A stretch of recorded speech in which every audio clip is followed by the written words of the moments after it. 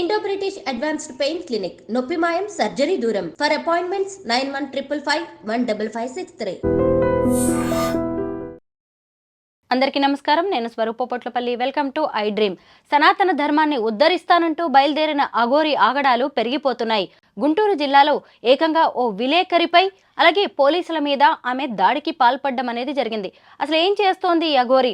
సనాతన ధర్మం పేరుతో పవన్ కళ్యాణ్ని కలుస్తానంటూ ఆమె నానా రచ్చ చేసింది. ప్రస్తుతం నాతో పాటు public speaker, family counsellor Rajani Rama garu ఉన్నారు. ఆవిడతో ఈ అఘోరి గురించి మాట్లాడదాం. మేడం నమస్తే. నమస్తే అమ్మా. చూశారు కదా, దీవెనలు ఇస్తానంటూ బయలుదేరి ఏకంగా ఇప్పుడు దాడులకే పాల్పడుతోంది. గుంటూరు జిల్లాలో జనసేన కార్యాలయం దగ్గర ఈమె రోడ్డు మీద బైఠాయించింది. పోలీసులు అడ్డుకోవడంతో వాళ్ళ మీద కూడా దాడికి దిగింది. ఇక ఆమెను భరించలేక తీసుకెళ్లి అరెస్ట్ చేశారు. మీకేమనిపిస్తుంది ఈ అఘోరి హల్చల్ చూస్తుంటే?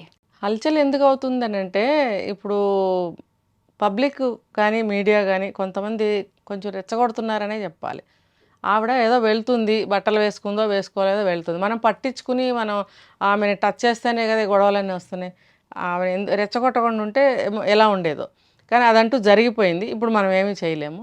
తర్వాత మధ్యలో ఆవిడ ఇక్కడికి వెళ్ళింది కదా, కేదార్నాథ్ వెళ్ళి వచ్చిన తర్వాత మార్పు బాగా కనిపించింది ఆమెలో. ఏంటంటే ఆవిడకి ఎవరో సాధువులు సలహా ఇవ్వడమో ఏదో సపోర్టు, జస్ట్ మాటల వరకే, వచ్చి ఎవరు కూడా సపోర్ట్గా నుంచోలేదు. ఎందుకంటే ఆవిడతో ఒక్క సాధువు కూడా మనకి ఇప్పటివరకు కనిపించలేదు.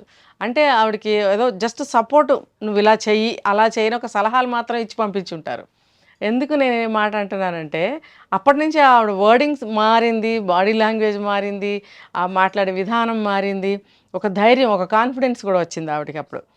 అప్పటి నుంచి చూడండి, కొంచెం మాట ఎక్స్ప్రెషన్స్ కానీ, డైలాగ్ డెలివరీ ఏదైనా మాట్లాడేటప్పుడు కానీ చాలా చేంజ్గా అనిపించింది. అప్పటి వరకు కొంచెం అమాయకత్వము, ఏదో ఉన్నట్టు మాట్లాడేయటము చేసింది ఫస్ట్.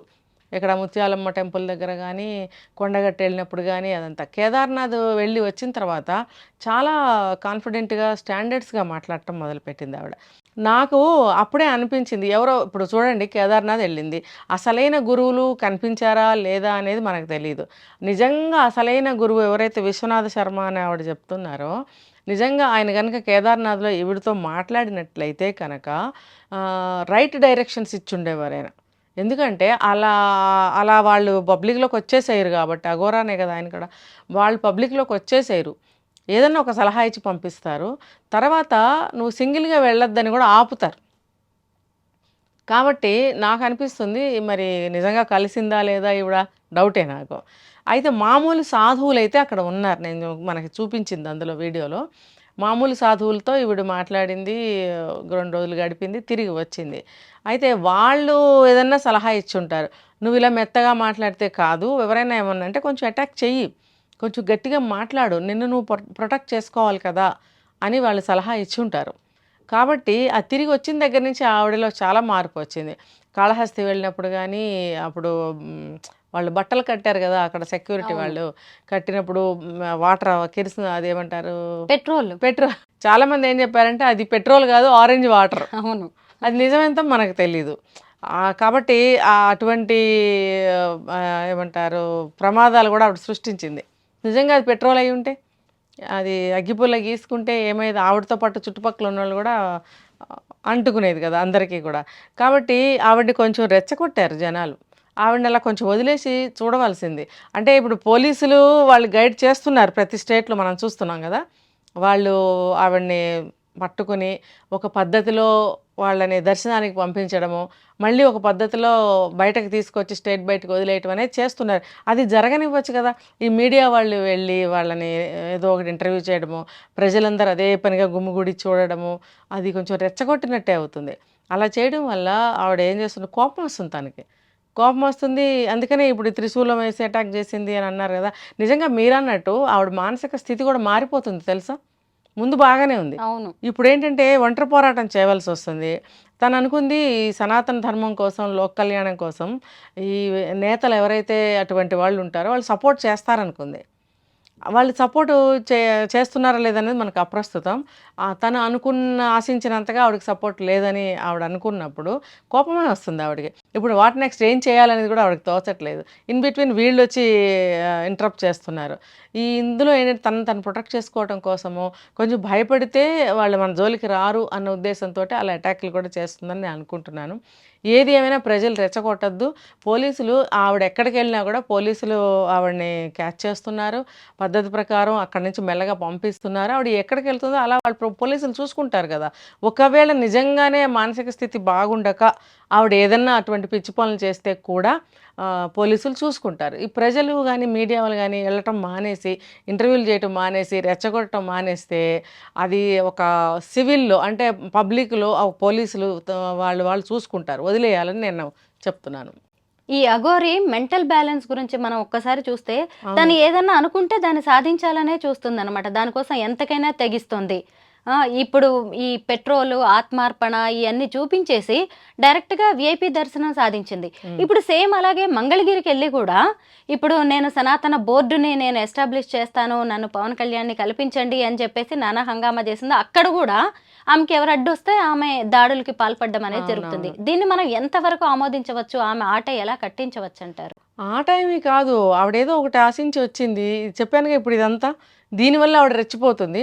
ఆటోమేటిక్‌గా సింగిల్‌గా ఆవిడ పోరాటం చేయటం వల్ల కొంచెం మెంటల్ ఎబిలిటీ కూడా తగ్గుతుంది ఆవిడకి. అయితే ఆవిడ సనాతన ధర్మం కోసం నేను పోరాడుతున్నాను అని అన్నప్పుడు ఆవిడ ఒక పని చేయొచ్చు ఇప్పటికైనా గూడా. ప్రశాంతంగా ఎక్కడైనా కూర్చుని తపస్సు చేసుకుంటూ అంటే వాళ్ళు అలాగే ఉంటారు గదా! ఒక చోట ప్రశాంతమైన ప్లేస్‌లో ఉండి కూడా ఆవిడ సాధించొచ్చు. ఇప్పుడు ఈ ప్రజల్లో తిరుగుతూ ఇటు అల్లర్లకి వాళ్ళని ఎంకరేజ్ చేసినట్టే అవుతుంది గదా! అలా కాకుండా ఆవిడ ఒక దగ్గర కూర్చుని ముందు కూడా మనం అనుకున్నాం ఈ మాట. ఆవిడ నిజంగా ఇలా అనుకున్నట్టయితే ఒక దగ్గర కూర్చుని కూడా ఆవిడ సాధించొచ్చు అని అనుకున్నాం గదా! అది ఇప్పుడు నేను మళ్ళీ ఇది చెప్తున్నాననమాట. అలా ఒక దగ్గర ఆవిడ ఒక ఆశ్రమంలాగానో ఏదైనా తయారు చేసుకుని అంటే హెల్ప్ చేస్తారు చాలామంది. ఎందుకంటే డివోటీస్ ఉంటారు, భక్తులు అందరూ ఉంటారు కదా! వాళ్ళు వచ్చి హెల్ప్ చేస్తారు, కోఆపరేట్ చేస్తారు.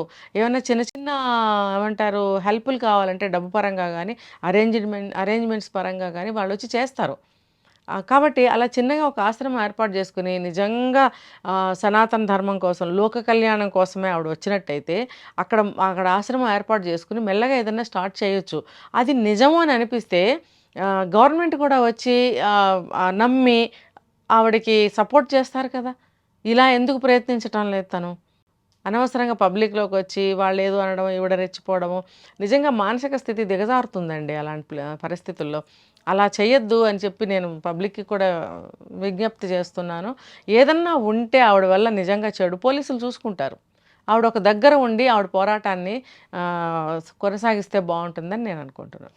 ఫస్ట్ నుంచి కూడా ఎప్పుడైతే సీన్‌లోకి వచ్చిందో ఈమె, అప్పటి నుంచి కొన్ని డైలాగ్సే రిపీటెడ్‌గా చెప్తూ అవునవును. ఉందన్నమాట. అవును. సనాతన ధర్మం, లోక కళ్యాణం, అవును. అలాగే మన ఆడపిల్లల్ని రక్షించుకుందాం, మహిళల్ని కాపాడుకుందాం, అవును. ప్రకృతిని కాపాడుకుందాం, మన గుళ్ళని కాపాడుకుందాం. ఇవే డైలాగ్స్ చెప్తుంది. కానీ ఆమె యాక్షన్‌లో మాత్రం అలాంటివేమీ కనిపించట్లేదు చూసారా? ఎందుకంటే ఆవిడని చేయనివ్వట్లేదు గదా! ఎక్కడికెళ్తే అక్కడ అడ్డుకుంటున్నారు.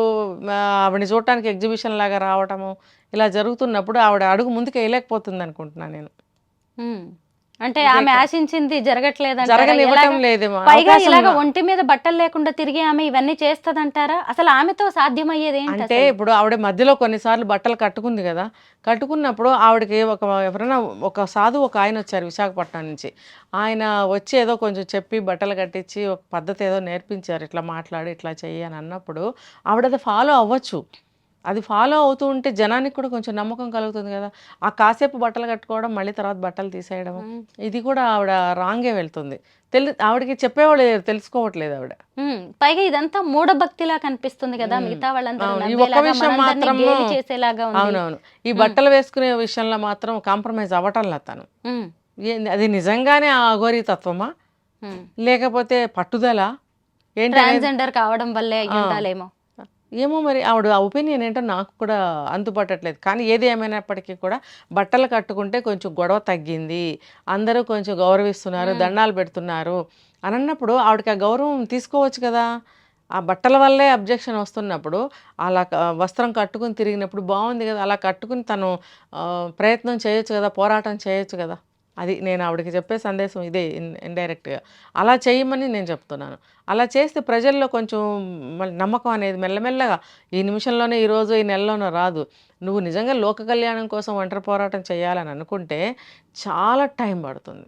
ఈ జనాలు ఎటువంటి జనాలు ఉన్నారు? కొన్ని లక్షల కోటాను కోట్ల మంది మనుషులు ఉంటే కోటాను కోట్ల అభిప్రాయాలు, బుద్ధులు, లక్షణాలు ఉంటాయి. అవన్నిటిని ఆవిడ ఫుల్ఫిల్ చేయగలదా, సాటిస్ఫై చేయగలదా వాళ్ళందరినీ? కాదు. తనంటూ ఒక మంచి పవిత్రమైన మార్గం ఎంచుకున్నప్పుడు దానికి తగ్గ విధంగా అపీరెన్స్ చేసుకోవాలి. ఎటువంటి సాధువైనా సరే ఒంటి మీద అంత ఘోరంగా బట్టలు లేకుండా ఎవరు ఉండరు అనే విషయం ఆవిడ ముందు తెలుసుకోవాలి. దానికి ఆవిడ ఒప్పుకోవాలి. ఆవిడ మనసు ఒప్పుకొని ఆవిడ బట్టలు కట్టుకోవడం అనేది మొదలు పెడితే జనం కొంత శాంతిస్తారు. మీడియా వాళ్ళు ఎగబట్టడం కొంచెం తగ్గిస్తారు.